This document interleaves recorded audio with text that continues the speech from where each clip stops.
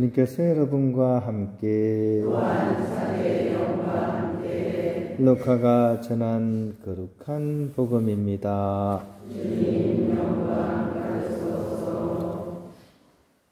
그때 예수님께서 제자들에게 말씀하셨다. 너희는 허리에 띠를 메고 등불을 켜놓고 있으라.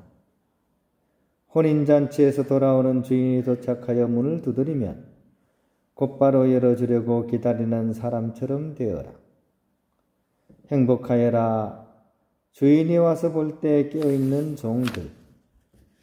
내가 진실로 너희에게 말한다. 그 주인은 띠를 메고 그들을 식탁에 앉게 한 다음 그들 곁으로 가서 시중을 들 것이다. 주인이 밤중에 오든 새벽에 오든 종들의 그러한 모습을 보게 되면 그 종들은 행복하다. 주님의 말씀입니다. 평화를 빕니다. 제가 이 초등학생, 지금 옛날에는 국민학생이죠, 그죠? 국민학생 때를 생각해보면 제가 제일 좋아했던 게 노는 거였어요. 그래서 막 가방 던져놓고 막 그때부터 밤 늦게까지 막 노는 게 이제 제 특기 중에 하나였고요. 그 다음에 이제 좋아했던 게 책 보는 거였어요. 좀 이상하죠, 그죠? 학생이 책 보는, 근데 만화책이었습니다. 만화책이 제일 좋았고, 그 다음에 이제 옛날 이야기, 그죠? 옛날 이야기 책들, 그런 걸 이렇게 좋아했습니다.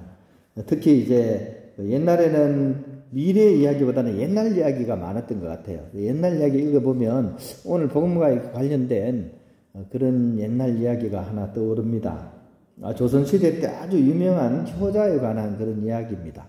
근데 뭐 효자 이름이 나오는 건 아니고 그냥 이렇게 후대에 이렇게 사람들한테 교육용으로 이렇게 만든 이야기 같기도 해요.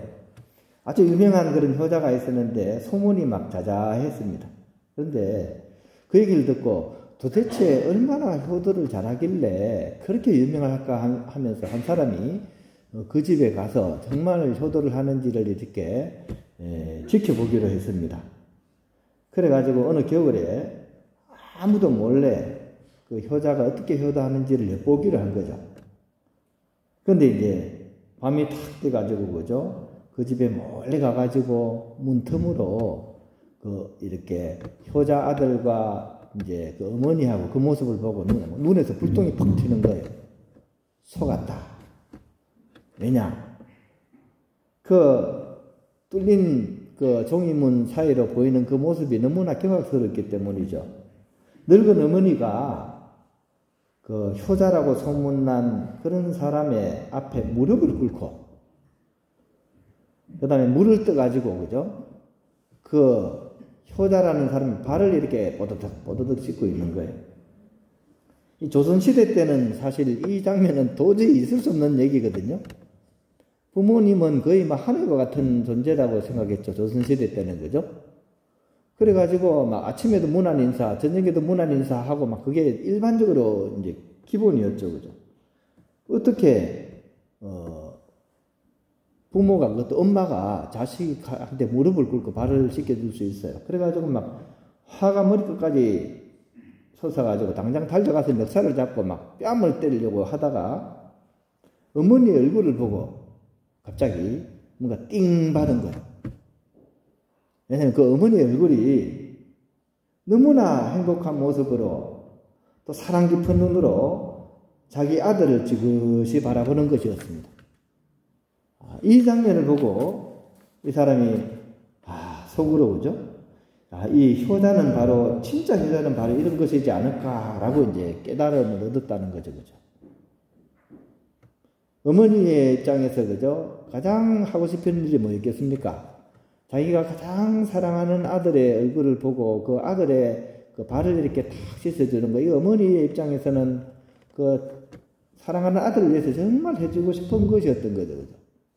근데 이 자식이 엄마의 그 마음을 안 거죠.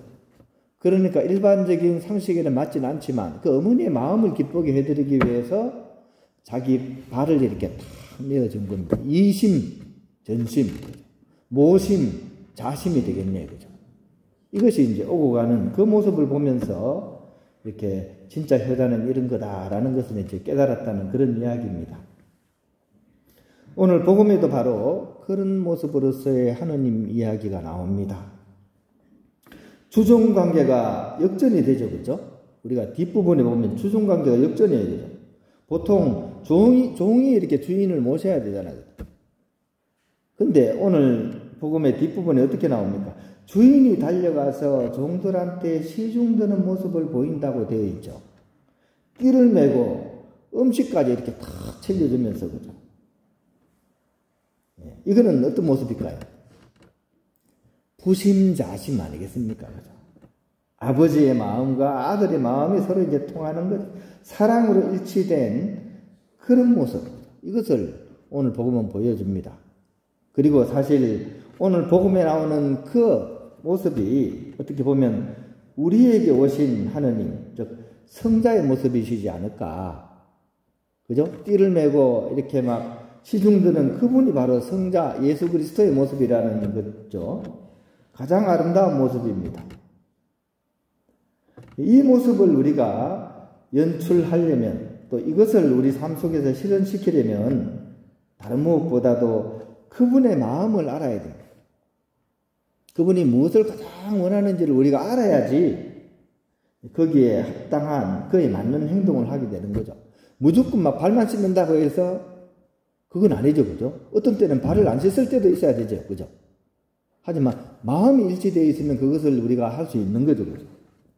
그래서 성경에는 끊임없이 깨어있어라, 깨어있어라 이런 얘기가 나오는 거예요. 그러니까 그런 하느님의 마음으로서 우리가 이렇게 가 있을 때, 하느님과 일치되어 있을 때, 그때 비로소 우리는 진정한 깨어있음의 삶을 이렇게 살아가게 되는 거죠.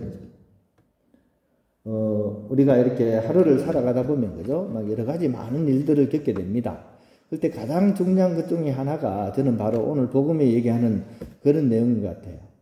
아, 내가 이런 일을 겪고 있는데, 그냥 내가 아니라 예수님이시라면 과연 이럴 때 어떤 생각을 하고 어떤 행동을 했을까? 우리 삶의 딜레마에 빠질 때가 많잖아요, 그죠? 막 그냥 내 감정에 막 따라서 행동하고 싶잖아요, 대부분, 그죠? 그럴 때, 내 어떤 감정대로만 행동하지 말고, 이런 순간에 예수님이시라면 어떻게 행동하셨을까? 하느님이시라면 어떤 마음으로 이 사람을 대했을까? 그렇게 생각해 본다면, 그것이 바로 우리로 하여금 깨어있게 만드는 그런 좋은 비결이지 않을까? 오늘 복음 말씀을 우리가 좀 마음에 새기면서, 이렇게, 어떻게 보면 하느님의 눈으로서, 또 예수님의 눈으로서 내 삶과 또 나의 가족과 나의 동료들을 이렇게 바라보면서 그렇게 하느님과 일치되어 나갈 수 있는 그런 우리가 될 수 있도록 오늘 복음 말씀을 다시 한번 마음에 새겼으면 좋겠습니다.